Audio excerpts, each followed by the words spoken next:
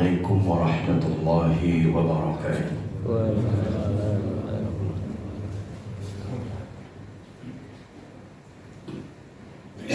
الحمد لله رب العالمين، وبه نستعين على أمور الدنيا والدين. الصلاة والسلام على أشرف الأنبياء والمرسلين سيدنا مولانا محمد وعلى آله وأصحابه أجمعين. أما بعد،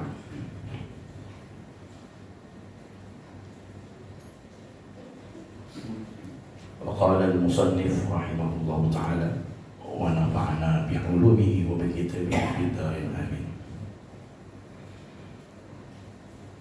بسم الله الرحمن الرحيم. قال الشيخ الإمام العالم العلامة شمس الدين أبو عبد الله محمد بن قاسم الشافعي تغمده الله برحمته ورضوانه آمين. الحمد لله، تبركا بفاتحة الكتاب، لأنها ابتداء كل أمر ذي بال وخاتمة كل دعاء مجاب، وآخر دعوى المؤمنين في الجنة دار الثواب. أحمده أن وفق من أراد من عباده للتفقه في الدين على وفق مراده، وأصلي وأسلم على أفضل خلقه محمد سيد المرسلين القائل: من يرد الله به خيرا يفقه في الدين، وعلى آله وصحبه مدة ذكر الذاكرين وسهو الغافلين. وبعد، هذا كتاب في غاية الاختصار، وبالتهذيب وضعته على الكتاب المسمى بالتقريب لينتفع به المحتاج من المبتدئين لفروع الشريعة والدين، وليكون وسيلة لنجاة يوم الدين ونفعا لعباده المسلمين، إنه سميع دعاء عباده وقريب مجيب ومن قصده لا يخيب، وإذا سألك عبادي عني فإني قريب. واعلم أنه يوجد في بعض نسخ هذا الكتاب في غير خطبته تسميته تارة بالتقريب وتارة بغاية الاختصار، فلذلك سميته باسمين أحدهما فتح القريب المجيب في شرح ألفاظ التقريب، والثاني القول المختار في شرح غاية الاختصار. قال الشيخ الإمام أبو الطيب: ويشتهر أيضا بأبي شجاع شهاب الملة والدين أحمد بن الحسين ابن أحمد الأصفهاني سقى الله ثراه صبيب الرحمة والرضوان، وأسكنه على أعلى الفراديس الجنان.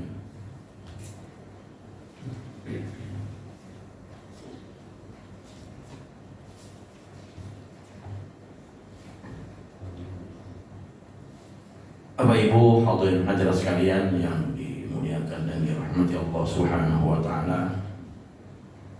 Alhamdulillah, pada kesempatan pada pagi hari ini kita dapat bersama-sama rangka kita memulai taklim yang berkaitan dengan aktivitas amaliyah kita yang ditulis dalam kitab Fathul Qarib ini. Tadi saya sudah bacakan kalimat-kalimat yang ada di dalam kitab. Di situ dikatakan bahwasanya qala Syekh, telah berkata Syekh. Syekh itu kalau di dalam pengertian ada adalah orang yang idza balagha arba'ina sana. Itu salah satu pengertiannya. Apabila seseorang sudah berumur 40 tahun, maka boleh dikatakan syekh secara fisik, secara biologis. Kayak di sini banyak syekh. Ini syekh semuanya. Itu salah satu pengertian. Tapi ada pengertian yang lain. Syekh itu adalah orang yang mempunyai wawasan keilmuan yang luas. Artinya orang yang berilmu walaupun dia masih kecil misalnya. Tapi dia memahami tafaqquh fid din, boleh dia dikatakan syekh. Boleh dikatakan syekh. Jadi ada dua pengertian.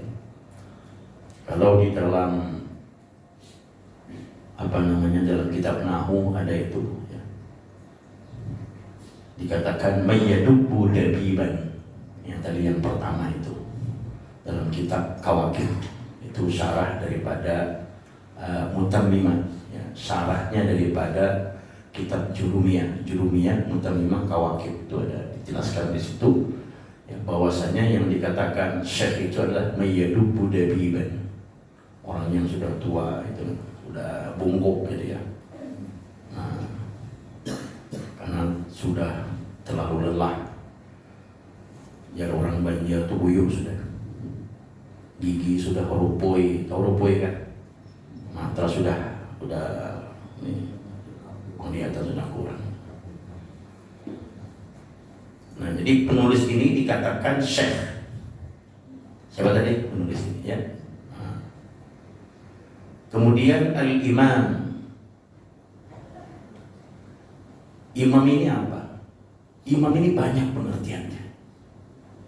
Imam itu artinya orang yang terkemuka, orang yang di depan, atau bahasa lainnya pelopor. Nah, bahkan dalam perspektif yang lebih jauh, lebih luas, nanti kita semua akan ditanya di alam kubur. Kita yakin ini pasti ditanya oleh malaikat Munkar dan Nakir. Pertama pertanyaannya, man rabbuka wa man nabiyyuka ya, wa ma dinuka wa ma qiblatuka ya kan, wa ma imamuka. Nah, tanda kan situ ya. Kalau orang ditalkin kan, nah, wa ma imamuka wa man ikhwanuka. Siapakah Tuhanmu, siapakah nabimu, apa lagi? Apa agamamu ya, dan apa imammu. Di sini ada yang bisa jawab. Imam yang dimaksud dalam pertanyaan malaikat Munkar dan Nakir itu dalam kubur itu apa? Ada yang tahu tak? Ada yang tahu Pak? Baca ya Pak? Al-Quran. Jadi Quran itu imam. Bahkan dalam hadis Rasulullah Sallallahu Alaihi Wasallam beliau mengatakan, ya, Al-Qur'anu syafi'un musyaffa' wa mahilun musaddaq, man ja'alahu amamahu qadahu ila al-jannah wa man ja'alahu khalfahu saqahu ila an-nar. Nanti kata Rasulullah, Quran itu akan bisa memberikan pertolongan kepada orang yang membacanya. Syafi'un musyaffa', dan bisa dimintai pertolongan. Kalau musyaffi' itu isim fa'il, musyaffa' itu isim maf'ul. Musyafi'un musyaffa', diminta tolong orang itu. Bahkan dalam hadis yang lain dikatakan bahwasanya derajat manusia nanti di alam surgawi tergantung sebanyak mana, sejauh mana bacaan tartil dia nanti ketika dia hidup di dunia. Makanya beruntung ya kalau ada kita punya anak yang hafaz Quran. Itu dalam hadis Rasulullah Sallallahu Alaihi Wasallam, orang-orang yang paling bahagia nanti di padang mahsyar adalah orang-orang tua yang apabila mereka ketika hidup di dunia mempunyai anak sampai hafal Quran. Nah, menjadi seorang hafiz itu nanti orang tuanya akan diberikan mahkota, ya, daripada nur cahaya lebih terang, kata Rasulullah, ya kan, min dawi syamsi, daripada cahaya matahari. Jadi ketahuan itu dari sekian miliar manusia yang dikumpulkan di padang mahsyar itu ada yang betapa bahagianya. Itu sama aja kalau kita di dunia ya, sampai yang punya anak di wisuda ya kan, S1, S2, S3, bangga enggak? Di dunia aja senang, fotoan apa segala macam. Di akhirat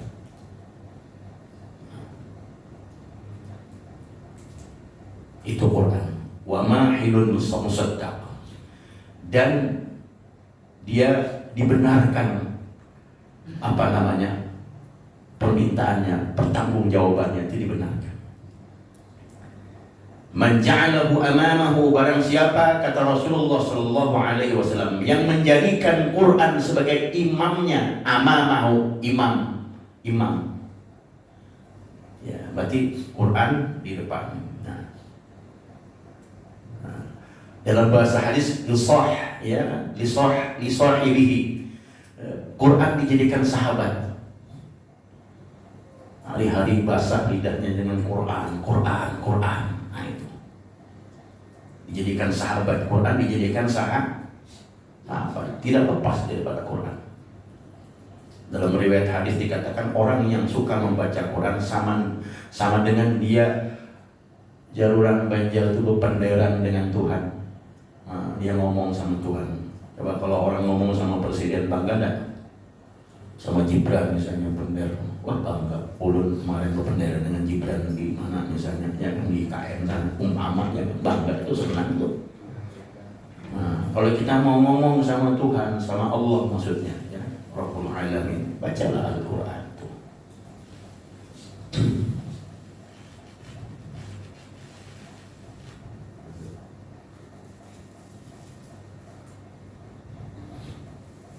Itu ya.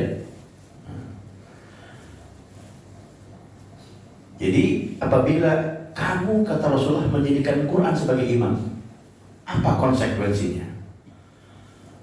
Qadahu ilal jannah, Quran itu akan menuntun kita masuk ke dalam surga. Apa? Menuntun kita masuk ke dalam surga. Wa man ja'alahu khalfahu, nah ini, siapa yang menjadikan Quran di belakang punggungnya, qadahu saqahu ilan nar. Nih Quran ya di belakang punggung, kata orang Muka Damaherani. Nah, tidak peduli dengan Quran, ya kan, nggak pernah buka, nggak pernah mempelajari, apalagi ngamalkan. Nah, ya kan, saqahu ilan nar, kata Rasulullah, maka pasti Quran itu akan mendorong orang itu masuk ke dalam api neraka jahanam. Na'udzubillah. Jadi Quran bisa menuntun jadi imam kita. Nah, bisa juga dia dorong kita. Nah, ini salah satu pengertian. Ya. Bisa juga imam dinisbahkan kepada manusia. Imam sholat berjamaah, ya kan, tadi ada imam itu. Imam juga. Bahkan dalam sistem politik dan kenegaraan, imamah namanya. Biasa orang-orang Syiah itu di Iran itu mereka menggunakan imamah. Dulu di zaman kekhalifahan juga dikatakan imamah. Jadi amir, imam, khalifah itu sama aja. Jadi pemimpin yang memimpin umat ini dikatakan imam. Memimpin sholat jamaah dikatakan imam. Quran juga dikatakan imam. Bahkan bubuhan nang ini mengambil juga dari istilah imam dari agama kita, dari apa namanya, dari ya, dari kamus kita diambil ya, oleh mereka orang-orang begini. Coba lihat orang-orang begini, ya kan? Jadi yang menuntun doa, ya kan, yang membaptis, ya kan, nah itu, yang mengisi khutbah itu dia dikatakan imam juga di bubuhan. Tahu? Imam juga, dia ngambil dari kita itu. Padahal itu istilah dalam agama kita. Kenapa?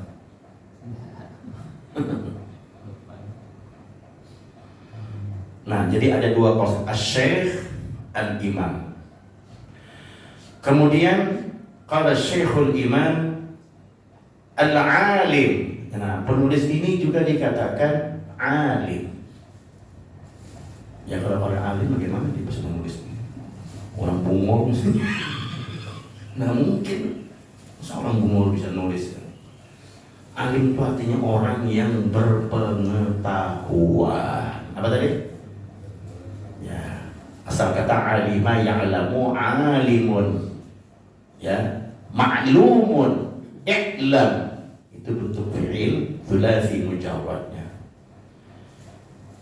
Kalau itu ain fi'ilnya diulang-ulang menjadi fi'il yang mudha'af, ya, maka allama yu'allimu ta'liman. Nah, kita ini taklim, itu ain fi'ilnya diulang-ulang, ya. Itu sama dengan kata wahada yuwahhidu tauhidan, kabbara yukabbiru takbiran, sabbaha yusabbihu tasbih. Itu bentuk fi'il kata kerja pertambahan. Nanti kan? Pada paham, udah belajar dulu tuh. Belajar ilmu sorot dulu, belajar tasrif ya, baru bisa itu. Ya kan, baru tahu asal katanya itu. Nah ini, jadi penulis ini katakan apa? Kemudian al-allamah. Allamah, ada yang tahu maknanya allamah? Itu bentuk kalimat yang apa namanya ini? Ya, yang dikuatkan, ya kalimatnya itu. Mubalaghah. Apa artinya? Mubalaghah. Fi'il itu dikatakan bentuk mubalaghah. Kalau alim itu pengetahuan yang biasa. Tuan guru yang bisa mungkin mengajar TPA, ya. Tahu TPA apa TPA itu? Nah, ya kan? Nah, mengajar Quran, ya.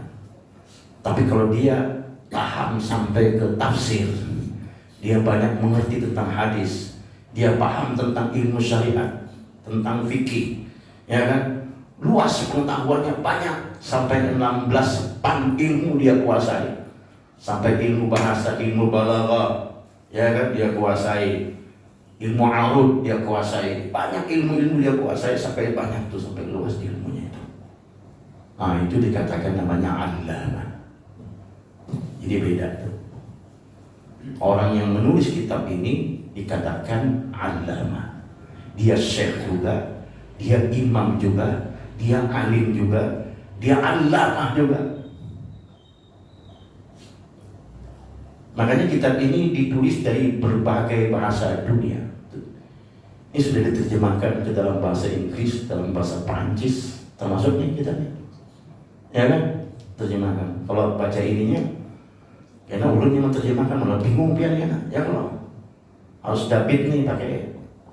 Kalau di Jawa tuh pakai itu apa namanya? Pakai pena itu loh, celup ke. Nah, ditulis sesuatu ini harus kan tulisan ini. Ulun gimana kalau lebih melihat gue nih. Kitab lawas nih, doanya nokal tadi itu. Untuk ada di situ ya, saya cari kemarin tuh.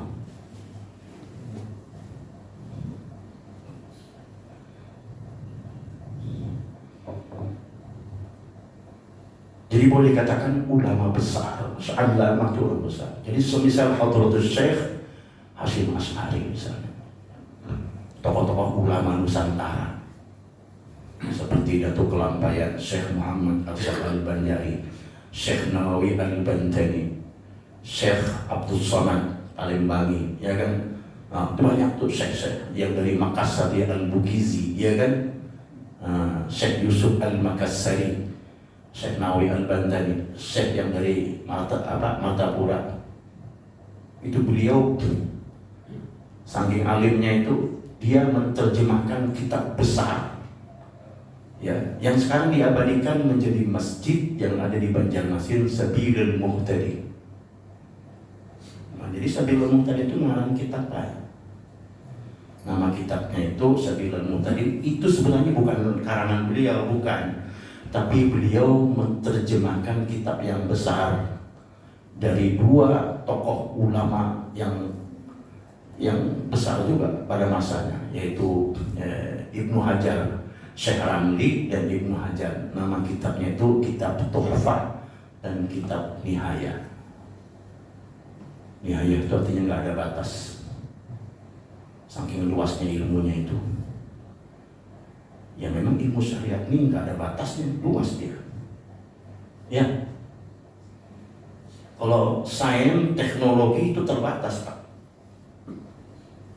Ini ada mentoknya. Pengetahuan orang tentang teknologi ini ada mentoknya, ada batas.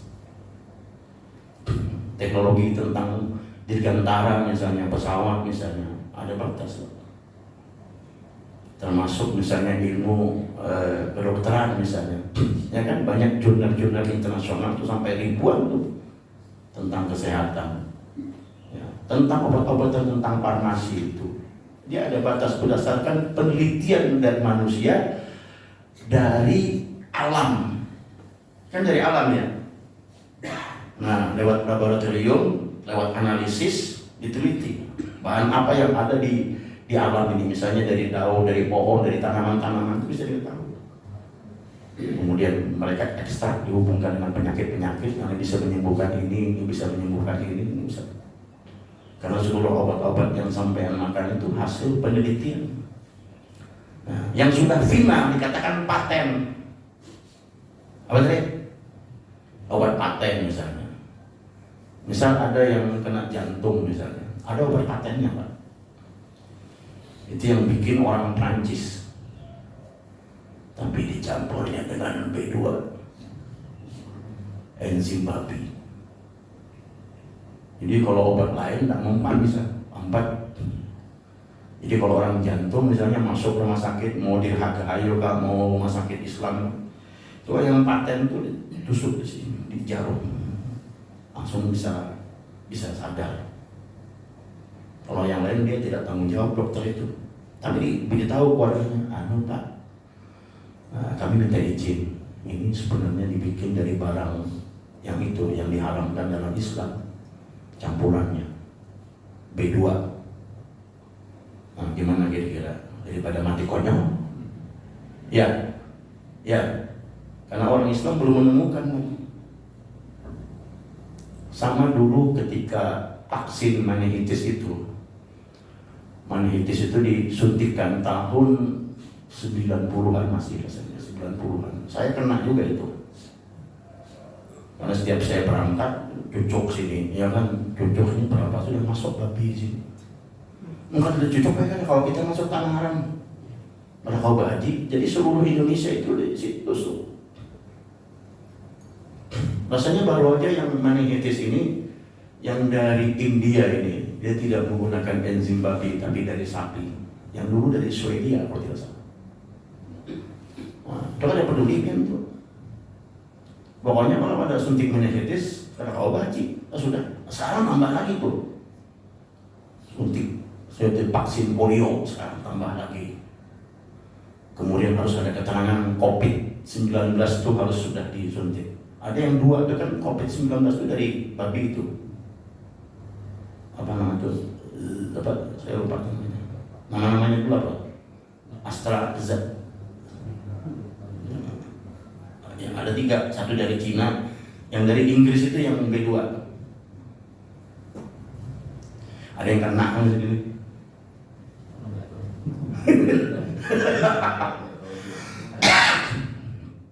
Yang menolak innalillah kan. Ulun kok kadang-kadang kok innalillah itu. Banyaknya innalillah itu.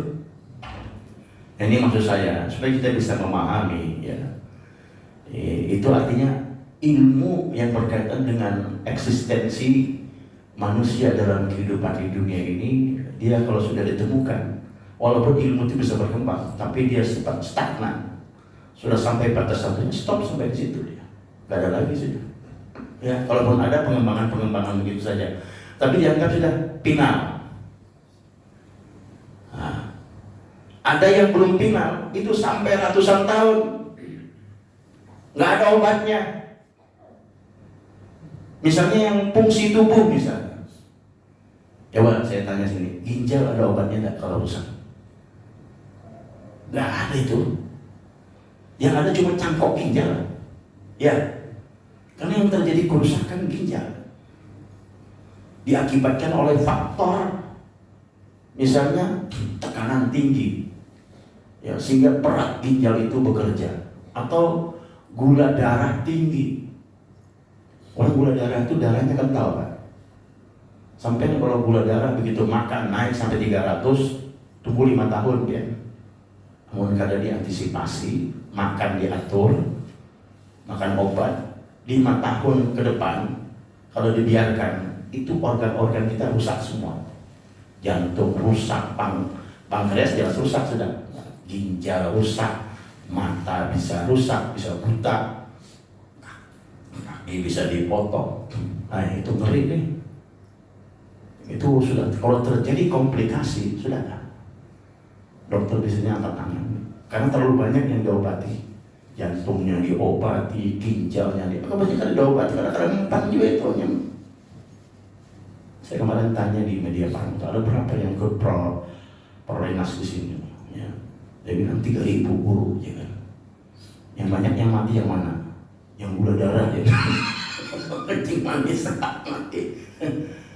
Makan sembarangan ya kan? Wah ini kalau karbohidrat tinggi, hari-hari makan gula, makanan mengandung natrium tinggi, tunggu aja ya kan?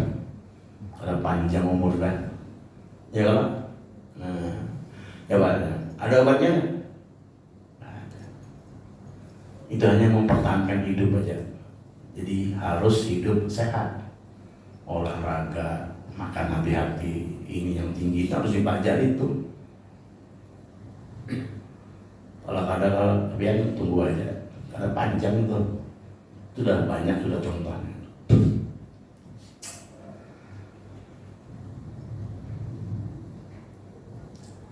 Paham tadi ya? Alamah ya? Apa alamah tadi? Wah, pengetahuan yang luas, Nah ini dikaitkan dengan yang penulis ini, Allah, yang orangnya sangat alim. Kenapa? Yang dibahas itu adalah kitab Allah. Yang dibahas adalah hadis Nabi kita Muhammad Sallallahu Alaihi Wasallam. Yang dibahas itu Quran. Ingat, seluruh imam madhab, mau Imam Syafi'i, Imam Maliki, Imam Ahmad bin Hanbal, ya, nah, Muhammad bin Idris Asy-Syafi'i, Imam Malik bin Anas, ya, Imam Abu Hanifah, semuanya itu mereka mengambil data konkret dari firman Allah. Ingat itu, tidak boleh merumuskan hukum, nggak boleh berdasarkan logika semata. Atau istilah bahasanya itu bira'yihi, berdasarkan pendapatnya sendiri tanpa ada dasar dalil. Apa tadi? Ya. Maka kalau sekarang yang terjadi, ya kenapa sebabnya? Saling tuduh-tuduhan. Wah, ikan bid'ah misalnya. Kenapa? Karena dalilnya nggak ada. Apa tadi? Sehingga terjadi itu. Ya, jadi tuduhan itu, dan mengistilahkan bid'ah pun macam-macam. Ada yang mengambil hadis yang konkret, ya kan, kullu bid'atin dhalalah wa kullu dhalalatin finnar. Setiap yang bid'ah semuanya sesat, dan yang melakukan perbuatannya neraka jahanam berat. Wah, ini bisa bertampar saudara, berkelahi sudah, ada harapan. Maka para ulama mengistilahkan, ya, untuk mengistimbatkan hukum seperti itu. Dan ini sudah terjadi di zaman Umar bin Khattab. Siapa tadi? Zaman Umar bin Khattab. Di zaman Umar bin Khattab, satu contoh, misalnya dulu Nabi kita di dalam hadis yang diriwayatkan, hadis itu daripada Siti Aisyah radhiyallahu anha, Nabi itu kalau bulan Ramadan, kalau beliau sholat, dalam hadis itu dikatakan ada dua, ada empat, menjadi 8. Kemudian ditambah dengan 3 witir. Saya juga tidak pernah membaca Nabi itu mengerjakan sholat tarawih itu 20. Ada yang menemukan hadisnya kan? Nah, belum pernah saya nemukan hadis itu. Dan Nabi kalau beliau sholat setiap bulan Ramadan hanya sehari 2 hari saja di masjid Ramadan itu, hanya sehari 2 hari, paling 3 hari di masjid. Habis itu beliau mengerjakan di rumahnya. Jadi setiap malam beliau sholat dulu dikatakan belum dikatakan tarawih. Jadi nama istilah tarawih itu baru ya. Itu istilah qiyamul lail namanya. Apa namanya? Qiyamul lail. Ya. Jadi Nabi sendiri. Jadi orang masing-masing ada sholat di sana, ada sholat di sana, ada sholat di sana. Mana-mana tuh. Sampai zaman Abu Bakar, setelah Rasulullah wafat, sama. Tetap begitu orang-orang. Nah, ketika di zaman Umar sudah ekspansi kekuasaan kaum muslimin sudah meluas sampai terjadi perang Qadisiyah, sampai melebar sampai ke Persia, sampai ke Iran, luas sudah. Mesir sudah ditaklukkan oleh Amr bin Aus, kemudian Persia juga ditaklukkan dalam perang Qadisiyah, dan Palestina pun ditaklukkan oleh Umar ibn Khattab. Sampai Umar ibn Khattab datang ke Palestina ketika itu, ya, jadi penguasa Palestina yang lama begitu melihat mana ini yang namanya khalifah, bingung dia, karena pakaiannya biasa Umar tuh, biasa. Kadang-kadang pengawalnya disuruh nunggangi kudanya, dia di bawah. Karena kalau capek dia di atas, gantian gitu.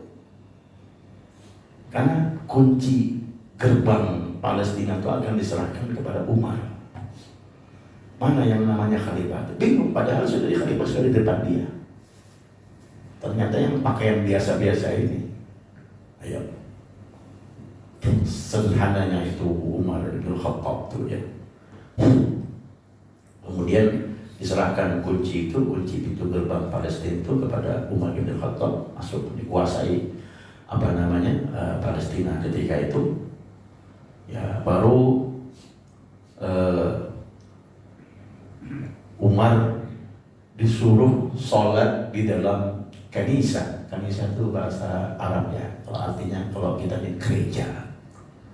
Kalau gereja bahasa Arabnya kanais al-Masihi, gereja orang al-Masihi al-Qibtiyah.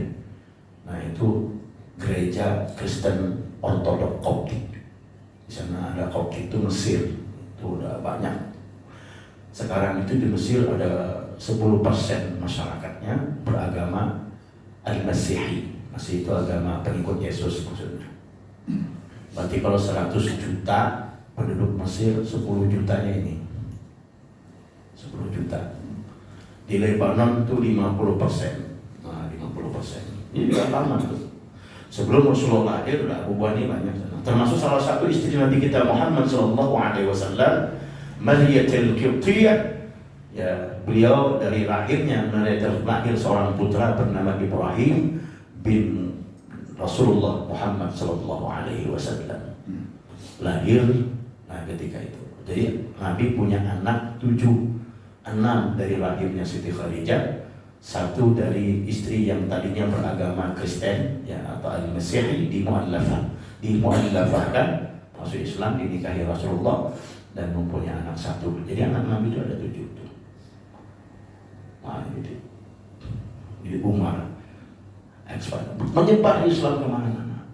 Nah, pas bulan Ramadan, ya kan, masih seperti zaman Abu Bakar, masih seperti zaman Nabi kita Muhammad. Orang sholat itu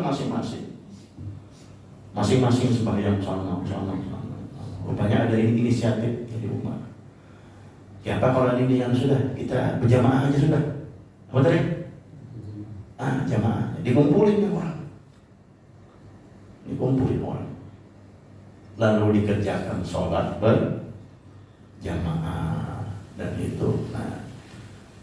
Dan ini kata Umar adalah bid'atul hasanah, dikatakan. Bid'atul hasanah, bid'ah yang bagus. Nah, ternyata Umar tidak memponis hadis yang berbunyi setiap bid'ah itu adalah sesat. Nah ternyata bid'ah ini memang berkembang terus. Maka para ulama itu membagi-bagi itu. Ada as-sayyi'ah, memang itu buruk, bid'ahnya yang berbahaya.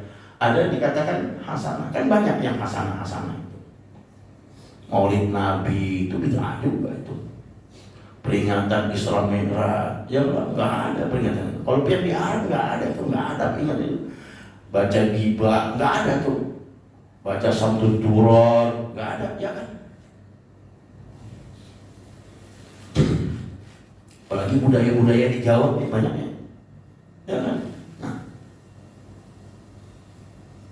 dulu Wali Songo kalau beliau ekstrim dan keras harus seperti di Timur Tengah sana, apa adanya. Mungkin beban Jawa ini kadang masuk Islam. Oh, namanya mana ada harapan, apalagi bukan Banjar Bugis kan. Ya kan, keluarganya Badik itu kan. Benar nggak? Ya, Jawa itu diislamkan dengan apa tuh? Ya, Kalimosodo ya. Ya kan, dengan 2 Kalimosodo.